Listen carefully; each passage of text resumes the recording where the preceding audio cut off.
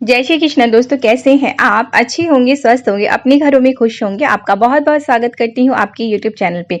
जैसे कि आप जानते हैं, मैं आपके लिए कुछ उपाय टिप्स लेके आती हूँ, जिनको करने से अगर आपके जीवन में किसी भी प्रकार की कोई भी बाधाएं या रुकावटें या अड़चने या परेशानी आ रही है, उससे आप निजात पा सकते हैं। तो आज का मैं जो उपाय लेके आई हूँ, आषाढ़ मास की अमावस्या। जी, ये स्पेशली पितरों के लिए होती है। अगर आपके घर में किसी भी तरह की नेगेटिविटी है, आर्थिक तंगी आ रही है, आपसी लड़ाई झगड़े बढ़ते जा रहे हैं, प्रेम रह ही नहीं गए हैं, बच्चों के विवाह में रुकावटें यानी किसी भी नौकरी के लिए बच्चे जाते हैं, उन्हें नौकरी नहीं मिल पा रही है, पढ़ाई लिखाई में बच्चों का मन नहीं लग रहा है, घर में बुरी नजर है, प्रेत आत्माओं का जैसे साया लगता है, घर में सुकून, सबसे ज्यादा तो सुकून शांति ही नहीं रह गई है।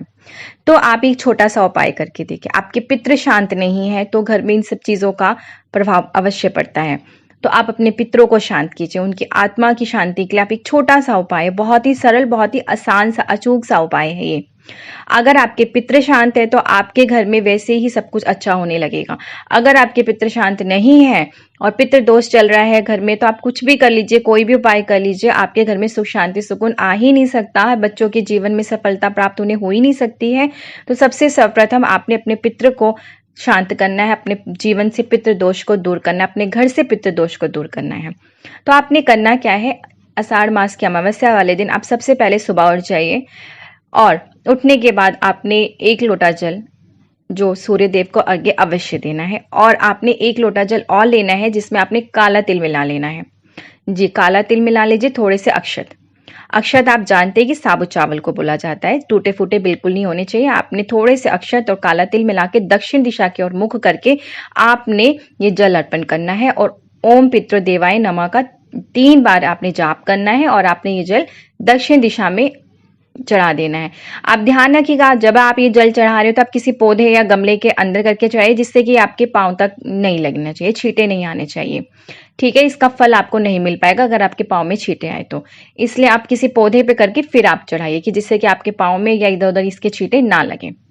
ये तो आपने सुबह के समय करना है। अब आपका जो मैं मेन उपाय बताने जा रही हूँ, वो आपको शाम के समय करना है, 5:30 बजे के समय पे। ठीक है, जैसे कि आप शाम की जोत बत्ती करते हैं वो समय होना चाहिए, और ध्यान से अच्छे से बिल्कुल इस उपाय को करना है। उपाय करने में कोई भी गलती मत करना, बहुत ही सरल है, बहुत आसान है, बस आपने सिर्फ ध्यान रखना है कि गलती नहीं करनी है।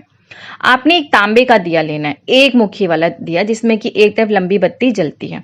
अगर आपको मिल जाता है तो आप तांबे का एक मुखी वाला दिया अवश्य ले लीजिए। अगर नहीं मिलता है तब आप ये उपाय कीजिए कि आप आटा लेंगे, बिल्कुल साफ सुथरा होना चाहिए, वो जूठा या ऐसा नहीं, आप साफ सुथरा आटा ले लीजिए। गंगा जल की सहायता से आपने उस आटे को गूंद लेना है।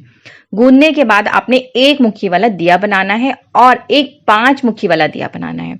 2 दिए बनाने हैं आपने। पहले मैंने आपको तांबे का जो बोला था वो तो खाली सिर्फ आपका एक मुखी वाले के लिए तांबे का बोला था। वैसे तो दूसरा जो 5 मुखी वाला मैं आपको बता रही हूँ, वो तो आपको आटे की सहायता से ही 5 मुखी वाला दिया बनाना है।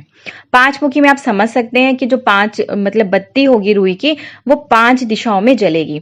तो आपने पंचमुखी दिया बनाना है आटे की सहायता से, और एक मुखी का दिया। 2 दिए आपने आटे से बना लेने हैं। अब आपने करना है क्या, शाम को 5:30 बजे करेक्ट, इसमें टाइमिंग में कोई गलती नहीं होनी चाहिए। 5:30 बजे आपने करना क्या है कि जो एक मुखी वाला दिया है उसके अंदर आपने सरसों का तेल डालना है, और एक बत्ती रुई की बना के आपने अपने एंट्रेंस गेट पे, मेन गेट पे, ध्यान से सुन लीजिए, मेन गेट को आप साफ सुथरा कर लीजिएगा, और एक साइड पे जो दक्षिण दिशा की तरफ मुख जाता है, आपने वहां पे इस दिए को रख के जला देना है 5:30 बजे। ध्यान से सुन लीजिए, 5:30 बजे ये दिया जल जाना चाहिए, और आपने अपने पितरों से अपने घर में सुख शांति सुकून के लिए प्रार्थना करनी है, उनसे निवेदन करना है कि आपके घर में जो भी मांगलिक कार्य रुके हुए हैं या बच्चों के जीवन में सफलता प्राप्त उन्हें नहीं हो रही है, तो आप उन पे कृपा दृष्टि बनाएं, आपके घर में सुख शांति सुकून का वातावरण बने। ऐसी प्रार्थना करते हुए अपने पितरों से। और हाँ, आपको ये बता दूं कि आपने ये दिया ऐसे खाली जमीन पे नहीं रखना है। आप एक प्लेट ले लीजिए, स्टील की, जो भी कोई भी प्लेट आपके पास है वो प्लेट लीजिए, उसमें थोड़े से आप पहले चावल रखिए।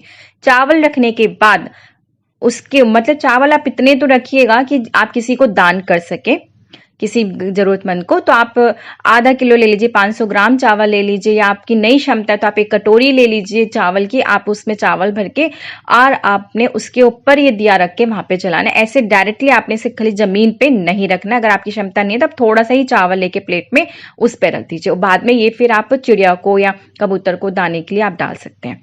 आपने एक दिया इस तरह से जला देना है, और अब ये दिए को आपने 7:30 बजे तक ध्यान देना है कि इसमें तेल नहीं खत्म होना चाहिए। 7:30 बजे तक ये दिया कंटिन्यू लगातार जलना चाहिए। अगर आपको लगता है इसमें तेल कम हो गया तो आप इसमें थोड़ा सा फिर से तेल डाल दीजिए और इस दिए को जलते हुए ध्यान देना है, ठीक है, कि ये 7:30 बजे तक तो जलता रहे। उसके बाद 7:30 बजे के बाद आप वहां से हट जाइए, फिर वो अपने आप, और बुझती हुई बातें आपने नहीं देखनी, इस चीज का आप ध्यान रखिएगा।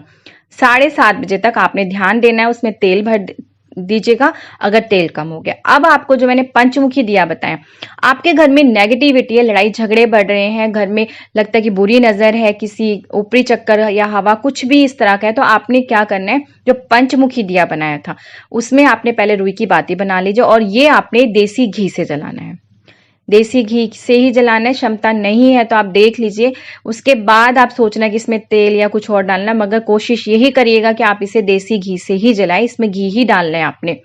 अब आपने करना क्या है कि जो आपका घर है, घर में जो आपको लगता है कि 20 सेंटर की जगह है, आपको अपने घर के अकॉर्डिंग पता होगा कि आपकी जो पूरे घर के बीच जो सेंटर वाली जगह है, आपने वहां पे इस दिए को भी डायरेक्टली ऐसे नहीं रखना है जमीन पे। आप प्लेट ले लीजिए, थोड़ा सा इस पे चावल रखिए, फिर उसके बाद आपने दिया रखना है, और दिए में आपने देसी घी ही डालना है, और अपने बिल्कुल ही घर के सेंटर पॉइंट में, सेंटर पॉइंट में आंगन होगा या कुछ भी हो, आप अपने सेंटर पॉइंट में वहां पे रख दीजिए इस दिए को जला के।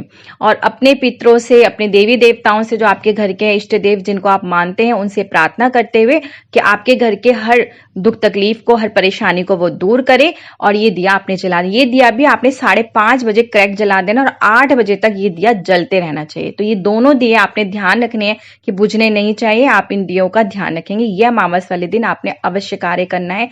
आपके घर में जितनी भी नेगेटिविटी या परेशानी या दुख तकलीफ है, या आर्थिक तंगी में का भाव होता जा रहा है, बच्चे जिस भी कार्य में हाथ डालते सफलता नहीं प्राप्त हो रही, मांगलिक कार्य रुके, उनके विवाह में रुकावटें आ रही, बहुत सी अड़चने होती हैं घर में, अगर वो सारी मानसिक तनाव है या शारीरिक परेशानी है किसी को, तो आप ये उपाय करके देखिए। बहुत ही सरल और बहुत ही आसान सा अचूक सा उपाय आप अगर कर सकते हैं तो हर अमावस आपने ऐसा करना चाहिए, नहीं कर सकते तो आषाढ़ अमावस को तो आपने ये करना ही करना है। अब मुझे आज्ञा दीजिए, मैं फिर आऊंगी इसी तरह के बहुत ही सरल, बहुत ही आसान से अचूक से उपाय के साथ में। जय श्री कृष्णा दोस्तों।